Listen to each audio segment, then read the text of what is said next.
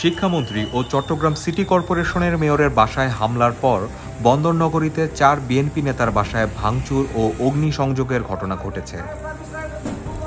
শনিবার রাত 8:30 থেকে 9:30টার মধ্যে এসব ঘটনা ঘটে। চট্টগ্রাম মহানগর বিএনপির সাবেক দপ্তর সম্পাদক মোহাম্মদ ইদ্রিস জানান, মেহেদীবাগ এলাকায় চট্টগ্রাম মহানগর বিএনপির সাবেক সভাপতি শাহাদাত হোসেন এবং বিএনপির স্থায়ী কমিটির সদস্য আমির খসরু মাহমুদ চৌধুরীর বাসায় হামলা চালানো হয়েছে।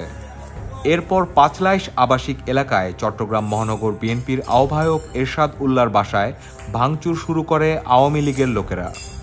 রাত 9:30টার দিকে বিএনপি চেয়ারপারসনের উপদেষ্টা সাবেক প্রতিমন্ত্রী মীর মোহাম্মদ নাসির উদ্দিনের বাসায়ও হামলা হয়। এসব হামলার বিষয়ে পাঁচলাইশ থানার ওসি সন্তোষ চাকমার সঙ্গে যোগাযোগ করা সম্ভব হয়নি।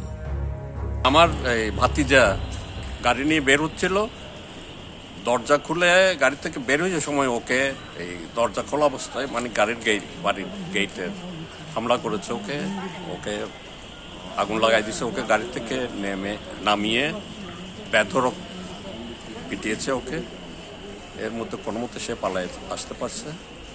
তারপরে ঘরে ঢুকে আমাদের তো এখানে আমরা সব ভাইরা একসাথে থাকি, এখানে খসরু ভাই তো নাই, তারপরও তারা জানে খসরু ভাই জেলে, তারপরেও এখানে কেন অ্যাটাক করলো আমি বুঝতে পারতেছি না।